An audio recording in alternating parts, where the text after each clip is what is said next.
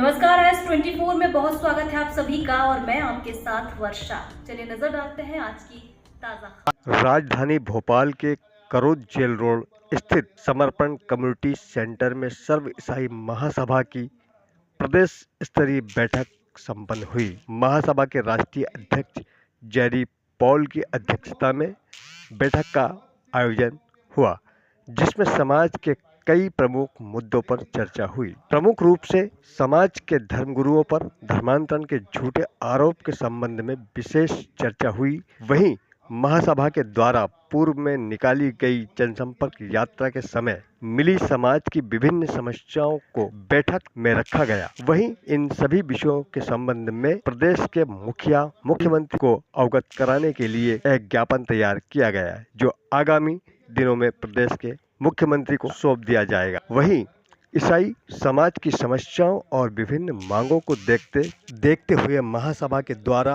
अब ईसाई बोर्ड बनाने की मांग की गई है। महासभा की प्रदेश की नई कार्यकारिणी की भी घोषणा की गई है, जिसमें सर्वसम्मति से मध्य प्रदेश के नए प्रदेश अध्यक्ष के रूप में जबलपुर के विनोद चेम्बर्स को चुना गया। वहीं मध्य प्रदेश महासभा की महिला प्रदेश अध्यक्ष के रूप में झाबुआ जिले की क्लेमेंसी डोडियार को चुना गया और अन्य कई महत्वपूर्ण पदों पर प्रदेश के कई जिले के लिए नियुक्तियां की गई।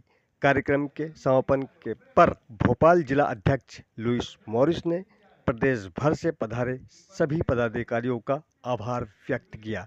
देखिए भोपाल से एस के मालवी की खास रिपोर्ट। पृथ्वी पर पटक दिया, मगर 2-4 चैप्टर होंगे, आप तो बताओ मेरे को ये कब पटका, क्योंकि ये शैतान आज हमारा विरोधी है और इसको पटका धरती पर तो कब पटका? बाइबल में कहाँ लिखा? दर्शन की बात लिखी है। यहेजकेल ने दिया कि मैं कबार नदी के तीर पर था और ऐसा दर्शन दिया कि उसको पटक दिया। प्रकाशित वाक्य कहते हैं कि बड़ी भारी लड़ाई हुई और ये हार गया और इसको धरती पर पटक दिया। हमारी लड़ाई धरती पर है, इब्लिस से है। अब ये बाइबल में कौन से चैप्टरों में लिखा कि पूरा वर्णन कि शैतान इतना छोटा था, वो चरनी में नहीं था, बड़े भारी महल में था, वो बड़ा हुआ, वैसा किया वैसा। वो बोले कि यहाँ तो हमको तो आज तक नहीं मालूम, तो आप कैसे कैसे प्रश्न कर रहे?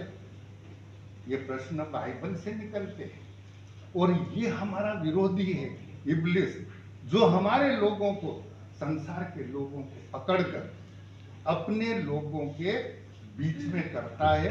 और फिर मैंने उस लेक्चर में खुलासा किया और इसलिए कि हम इसके कारण हमारे आपस की संगति को बिगाड़ने में आगे होता है। फिर भी हम जो जवान बच्चे, हमारे, मैं तो बच्चे ही कहूँगा, मैं मेरे हिसाब से 75 प्लस हूँ, तो आपको तो बच्चा ही कहूँगा मैं। तो हमारे बच्चे इतने हैं काले बाल वाले, इधर भी सभी दिख रहे हैं, उधर भी बस एक दिख रहे हैं जो मेरे साथी हैं।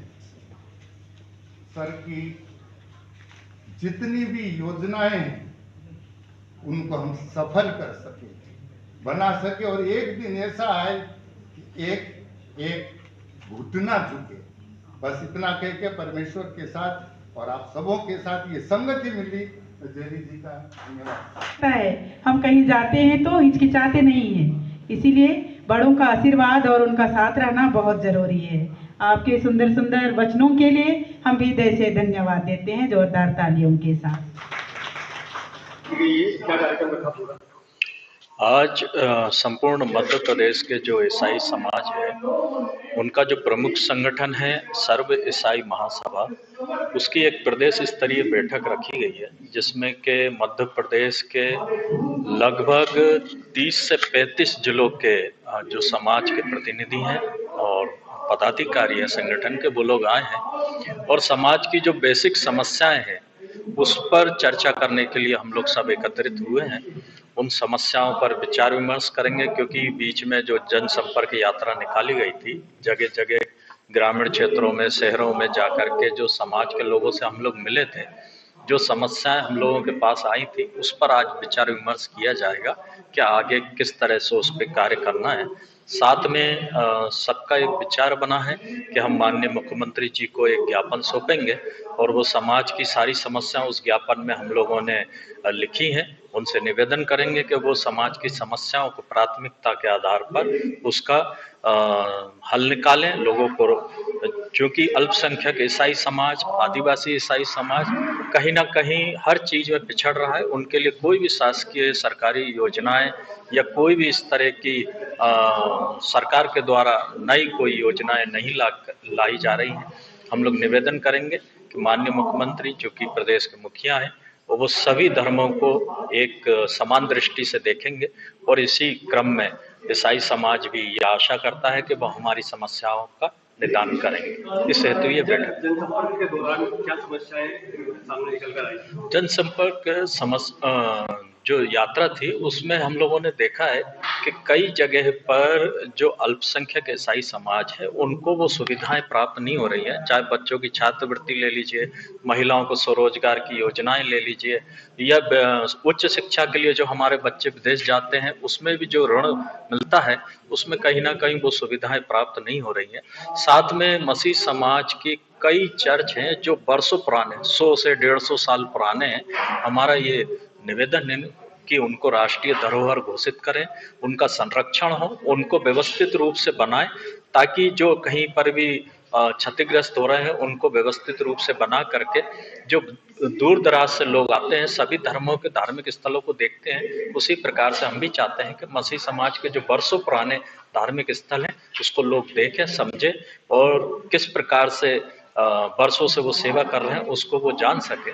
साथ में कुछ कब्रिस्तान हैं, कब्रिस्तानों पर बाउंड्री वॉल नहीं है, टूटी पड़ी हुई है, कहीं पर अतिक्रमण हो गया है, तो उसको भी हमने सरकार से मांग करी है कि उसके लिए शासकीय फंड दे करके सरकार की निधि के द्वारा उसको व्यवस्थित रूप से बनाया जाए, वहाँ पानी, बिजली और इन सभी चीज़ों की व्यवस्था की जाए।